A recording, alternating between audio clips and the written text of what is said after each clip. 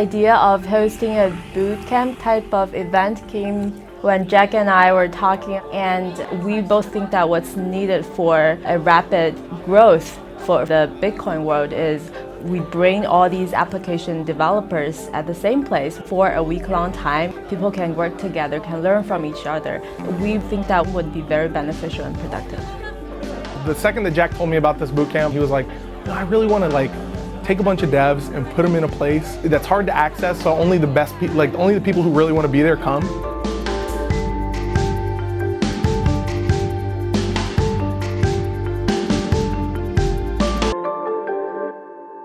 On the first evening when we all met, it was just a shocker to me to see it actually happen, and that the people I respect the most in this industry were all gathered in this room. Jack Liu calls his event Cambrian SV, taking inspiration from the geological era known for the rapid evolution of life forms. 30 developers have arrived in Bali to spend a week rapidly evolving a range of new apps for the Bitcoin SV blockchain. They're all people who really want to be here, right? And they are all people who believe in a guy like Jack, that he's going to make this into a good experience for them, something valuable in which they're going to learn a lot. On that first dinner, there was no open mic planned, but everyone wanted to say a word before the event really started. We're going to have silos of information that people can access for fucking eons. The developers believe they can use Bitcoin technology to upload every kind of data securely and cheaply, providing limitless and immutable storage. This is going to be information you're going to be able to call up 4,000 years from now and look at what your great-great-great-great-great-great-grandfather was doing exactly to the day.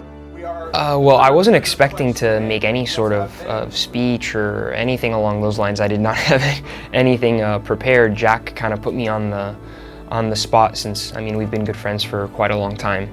And he knows I feel very passionately about Bitcoin. I couldn't have any more of my heart, soul, life invested in Bitcoin. And I am incredibly hopeful and simultaneously terrified. And that date of May 2020 could not be more important. And I don't think it is palpable enough in the community.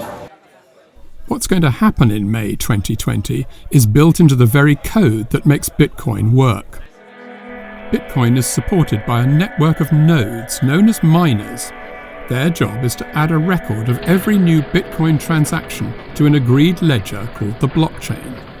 They're known as miners because they're paid in new Bitcoins that the software creates automatically as a so-called block reward for their maintaining the network. There'll only ever be a limited number of Bitcoins, 21 million in fact, and the rate at which new Bitcoins are created to pay the miners halves occasionally, next time around May 2020. When that happens, there's a danger the miners will decide the work is no longer profitable enough to continue. But the developers at the Bootcamp believe there's another way to secure the mining network, because as well as the block reward, the miners also get paid a small fee for each transaction that they add to the blockchain. Even with very small fees per transaction, many millions of transactions could make up for the halving of the miners' block reward payments. We want to put as many transactions on chain as possible, and we want everybody to be doing the same. If the plan's going to work, those transactions need to be happening before the halving of fees to miners in 2020. May 2020 is kind of our judgment day. You know, if this shit doesn't work, we don't need that. We can win right now, right? It's like Happy Gilmore. At the end of Happy Gilmore, he's sitting there, and she's like, "Oh, you can just putt around the obstruction, and then putt, and then go to a tiebreaker, and then maybe you'll win after that." And he's like, "No, I'm gonna fucking win this shit right now." He hits the ball, it goes through a whole maze of thing, it pops out of the tube, and he goes in, he gets the jacket, and he wins the girl, right? That's what we're going for right now. We're trying to win the girl. Right?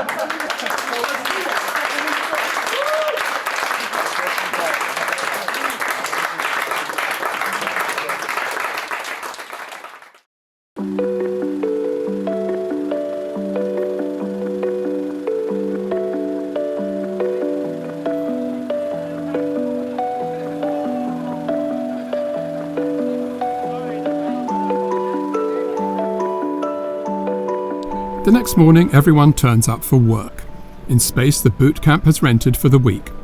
There's coffee and food and good Wi-Fi, everything a developer needs. Day one begins with a chance for everyone to introduce themselves and their team and explain what their startup is all about.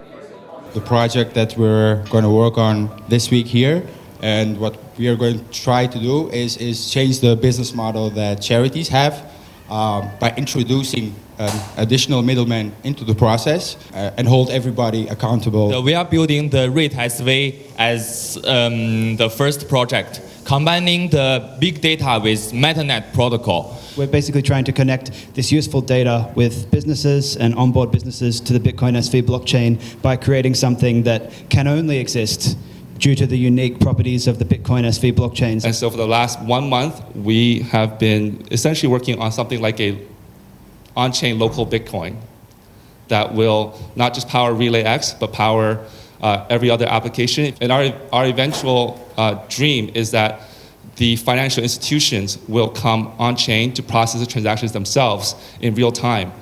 What was interesting the first day when people introduced themselves is there were projects that people had never heard of that all of a sudden, after you were introduced, you were wishing, oh my goodness, how come I didn't think of that? So I'm working on a company at the moment that's doing an alternate reality game. And other projects where it was, oh, I didn't even hear about them, but they're far bigger than my project. And so the dynamicness of the different teams was pretty astounding. Jack wants results from the Bootcamp. He's asking the developers to create new features for their products by the end of the week. On Friday, they'll be expected to stand up in front of the group and show what they've achieved. By the end of this week, we hope to take some of the foundational stuff that we've been building and turn it into more user-facing products, actual prototype that people can use to create content, manage it, and then even some curation aspects. Along with competition, there's a sense of cooperation. Bitcoin startups are all wrestling with many of the same technical problems. There's so much sort of fundamental infrastructure we need to build out, a lot of plumbing or a lot of roads to pave. So it's like really exciting to be here with everyone who's building and who's actually laying these water mains and paving these roads. Bitcoin startups have some advantages over the previous generation of startups during the internet boom. In the past, you've needed a whole lot of infrastructure, and often that comes with a hefty bill, electric bills, equipment bills, maybe even like employees to manage these things if you're not kind of a jack of all trades. In some of these Bitcoin startups, we're getting a shared back end through the blockchain. You can get further with less, it seems. Absolutely, yeah. Doing more with less has been kind of a common trajectory in technology. The approach of starting a company on the internet was no different than starting a corner store or Walmart, except you were using the internet communication technology. Companies were still centralized, still scaled, still raised a lot of money, and grew that way, so that ultimately a Google doesn't look that much different than a JP Morgan, except for the technology that they're using. Whereas the Bitcoin breakthrough is it fundamentally changes the corporate setup and the incentives. In fact, the companies coming here are already very small, 2 to 3 people. I'm pressuring them to get even smaller. Not as in fracture the team, but how about your team makes 2 or 3 more products? Because I think it's possible one day for developers to make 100 products in a year.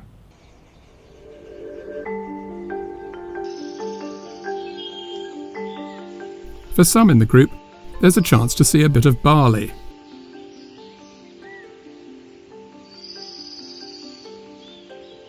What is this place?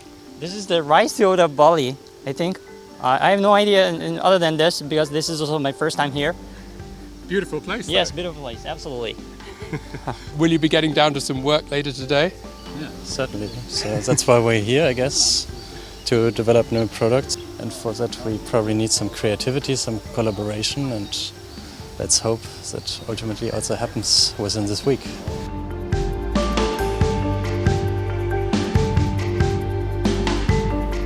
Do you think there's a relationship between being in a beautiful place like this and the work that's being done here? I think so. I think just the fact that you see that Bali is especially in Ubud, is a pretty small town. You give yourself some room to imagine what you can build. There are lots of nice places around the world, like New York, London, etc. But they seem very established already, and you seem like a very small ant inside a big place. So one of the possibilities that we thought of was just to show people both the nature of this place and then the rawness of Bitcoin also, just to give people some creativity. The interesting fact is none of our team members actually have been to Bali before. So it is a kind of crazy idea that we choose Bali to fly in 30 developers all over the world. But we just want to do it. Just like how people are building, this applications and engaging with each other, they also don't know what to expect. So this script gets attached to the parent of that coin, and then as well as working on their projects, the developers can attend talks about technical matters to do with Bitcoin. My hope is that there's really something in these for everybody, and anybody who's building an app will find at least one of these talks very useful. And my idea of success here is that somebody will come up to me at the end and say, something that you said here has caused us to pivot in our business plan and our execution plan because we realize there's such a better and easier way of doing it. Some of these applications that are being developed here at Cambrian SV, they are solving very specific technical challenges that aren't very apparent to the end user. Or you don't see the reason why these things are being developed, some of them. But when you connect them all and you see, and then we can create this whole new experience for the user, then I think you will see where these dots connect and where these technologies apply. One of the key value props of the Cambrian event is to get developers in the same room, product creators in the same room, so that everybody is building on a similar stack and using similar tools. So it's really similar to the early internet. The biggest distinction is that here there's there's that existential threat that everyone is really fighting for the future of big block or unlimited block Bitcoin, and that lights a fire for their creativity and their effort or proof of work to make sure that they get these things done and get them done quickly. Bitcoin was first heard of in 2008 with the appearance online of a white paper, a technical proposal written by Satoshi Nakamoto, though nobody knew who that was. A few months later, Bitcoin itself was launched. It could be bought for a few cents, but gradually increased in value. In the years that followed, there were bitter disputes among its supporters, leading to so-called hard forks, splits in the blockchain that have created independent kinds of electronic cash. First, there was Bitcoin Cash, BCH, leaving the first chain as BTC, Bitcoin Core, and then there was BSV, Bitcoin Satoshi Vision. All the developers here support BSV. They believe it's truest to Satoshi Nakamoto's original idea, and that its unique ability to store large amounts of data by creating bigger blocks make it the best choice, not just as electronic cash, but for the apps they're building. But BSV is in competition with the two other Bitcoin chains, and its success is not guaranteed.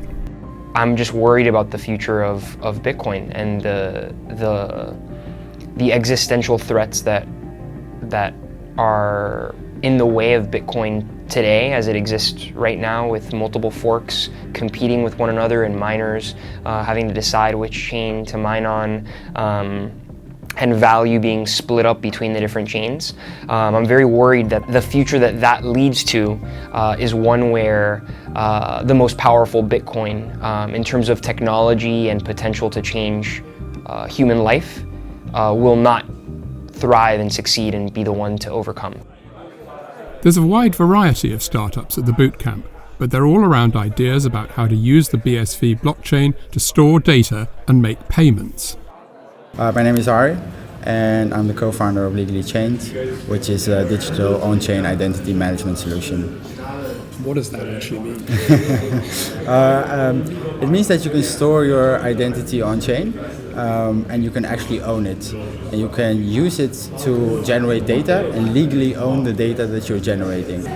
Open directories started as a way to organize the blockchain. It was kind of inspired by some of the early directories on the web, things like DMOZ, Yahoo groups, even things like Reddit. Streamanity is a video streaming platform which is built to help creators directly monetize their content from their fans.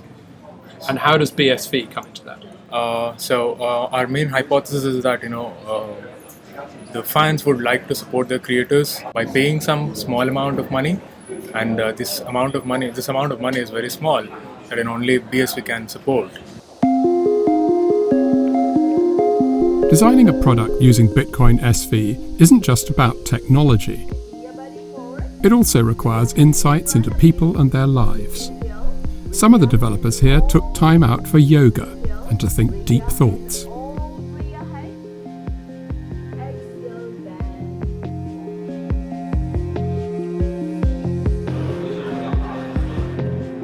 It's halfway through the week. Jack doesn't want anyone getting too relaxed. Can I have everyone's attention? I've been put on the spot, as I'm sure you guys will be put on the spot right now too, to give an update on your respective projects. And then in terms of what milestone you've hit in the first 3 days, and then what each of us can expect to see from your project. People definitely feels a lot of pressure. We intentionally want to give them even more pressure.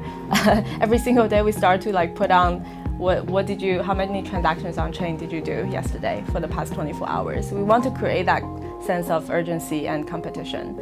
And I think that those competitions are healthy for the ecosystem to grow.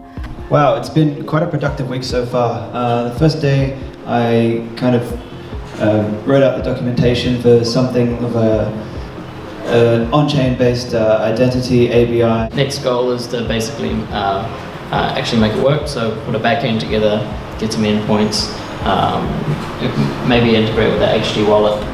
So the idea at the end of this is everybody will be able to share any product, any service inside of this room, outside of this room, and make money, but then the people who are advertisers are making money because of their related economic conversions.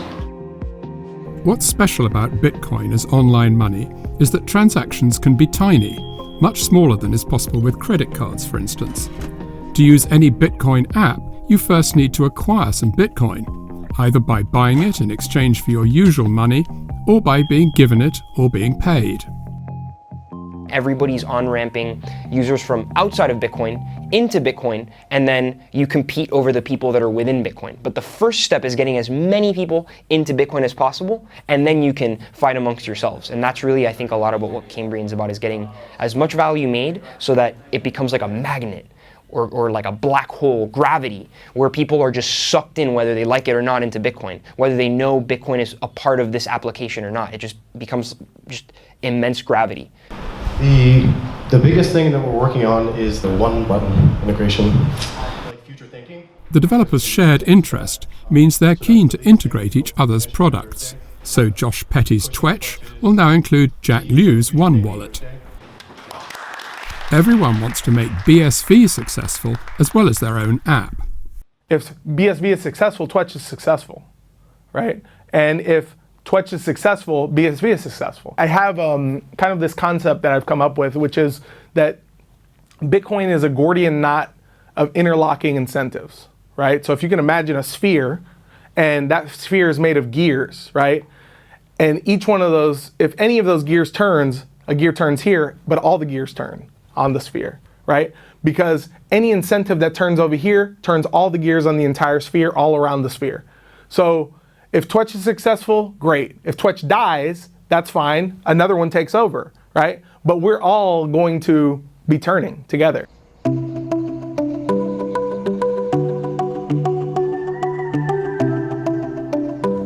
The next day, there's another chance to enjoy the attractions of Bali. But the technical discussions are now so intense that not even monkeys can provide a distraction. Planaria is really just MongoDB. So MongoDB has had geographical queries forever. Yeah. But honestly, with the blockchain being public, you could still depending on what you do, your app can enforce some stuff if you use encrypted. stuff. Excuse me, are you guys talking business here? Oh, unfortunately, whoops. Let's talk about monkeys. I'm getting in work mode. How are you enjoying the monkeys? Yeah, they're cool. Scary. The monkeys are determined not to be ignored and have their own ideas about how to get some attention. What happened there, Craig? Oh, he stole cigarettes out the bag there and ran up a tree, but luckily got them back. So the monkeys will jump on your back and they'll unzip your zipper and try to take your water bottle if you're not careful. Oh, no. Yep, we'll go right in here and got the water bottle. And we try to get them off our back. The trick I think we figured out was just to walk as fast as you can away from them.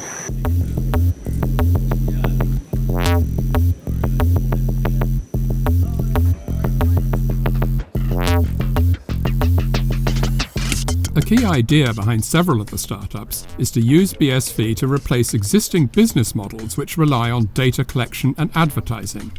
Instead, there'll be no ads, but users will pay a little while content providers will earn Bitcoin. So if I write an article that I think is saleable, what would I actually do and how would it work?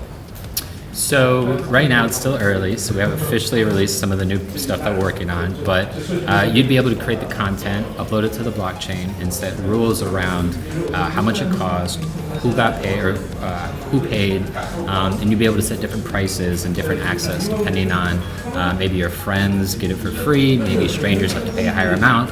How hard will it be to get people to pay even a tiny amount for a video when they're used to paying nothing? Yeah, that's an interesting question. So we are in this mentality of in the internet where we want everything to be free. But the thing is that we are always paying in something, which is usually time or our information. So instead of watching an ad, they would rather pay a small amount of money to skip the ad to save some time so that they can do whatever they want. If Streamanity is Bitcoin SV's answer to YouTube, then Twitch is a BSV Twitter. It's a very simple sell. It's a social media where you can make money instead of just get a bunch of likes, and that's really easy to understand. The hope is that the pleasure of being paid when people like what you post will make up for the pain of paying. All of a sudden, it kind of hits people, wow, maybe I pay a penny or fractions of pennies to post or interact or like, whatever. But the ability to get a return from that is just like unlocking this whole new thought process for people. It empowers the individual and it makes them think different. Coding and discussions continue until it's time for a break.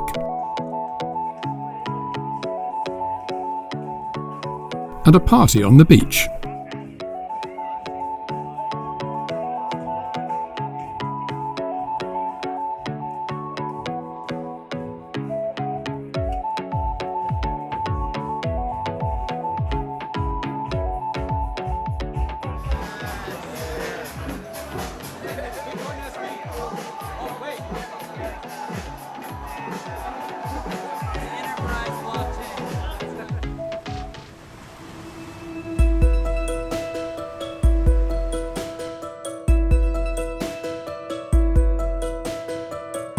Good morning. We have made it to the final day of Cambrian, and now it's finally time to see what we all built. Since we arrived, Open Directory didn't have the ability to create posts or anything like that, so that's been a large part of the focus, doing it in a way where the user has the freedom to structure their information in the way they choose. I'm just working on this super simple app. You can write an entry, and then every time you write, you create a new piece of content. So this is just like a blogging app.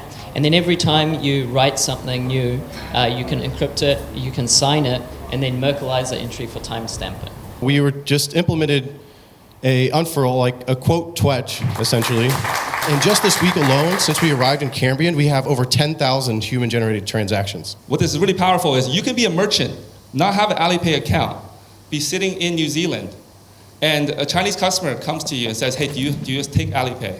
You now can say, yes, I do. There was plenty to be proud of, but the idea had never been to pick a winner. That wouldn't be in the spirit of BSV, according to Jack. What we're seeing at this event and among the entire BSV community is a reshaping of the mental model of what it means to compete versus cooperate. In traditional world that we've lived in, it's very much been a zero-sum mentality because either you win or I win, and you lose or I lose. In BSV, it reflects another level of human kind of thought and human models where it now becomes, well, there's 8 billion of us on this planet. Surely we can do a lot more good things, right? The Bootcamp had been as much about connecting people as integrating Bitcoin code between apps. Meeting in person instead of online had been a powerful experience. The most exciting part of what we did was having people communicate in their own language. It was so beautiful seeing faces change and people come to life, and the thought that these messages will go into your communities and people can connect through language, I'm just really happy to be here right now with you guys. And I don't want to get emotional, but it's important. And what we're building is something very important to not just me, not just you guys, but everything that's coming after this is going to be set here. The great thing about Bitcoin, the way it was designed, is part of Satoshi's genius, is if you want to win, you have to cooperate. You can't win any other way. We have been using terms of human nature in a distorted way the last 200 years, saying that there has to be crime. People are obviously going to fight each other over resources, things like that. That's because we haven't been able to share our values as efficiently as Bitcoin enables. And I think you're going to see people wake up to the astounding possibilities for human beings. The group has high hopes for a Bitcoin SV revolution that's going to change almost everything. But how realistic are they? I'm extremely confident because I've been around this Bitcoin world for a long time. It would be cheaper and easier to do it this way than the way we're currently doing it, right? So in my head, the odds are somebody's going to do it this way eventually. And I think that we've got it right enough this first time that somebody's really attempting this, that we could continue it. I'm very confident. I believe this event, Cambrian SV, will be a turning point for Bitcoin. I'm not saying that by the end of Cambrian SV, Bitcoin is gonna have a huge growth, but I think it really plants that mentality into these developers' minds. I hope Cambrian SV Bali 2019 will be remembered as the greatest Bitcoin event to date, and that's Bitcoin since 2008. That's the possibilities of these entrepreneurs I see, and no one's going to believe that today or tomorrow, but if in 5 years' time, the people who are here, some of them go on to service hundreds of millions of users, you can trace back some of their opening speeches, opening presentations to this event. And the legacy of this event will only grow. So I think every participant is part of shaping that.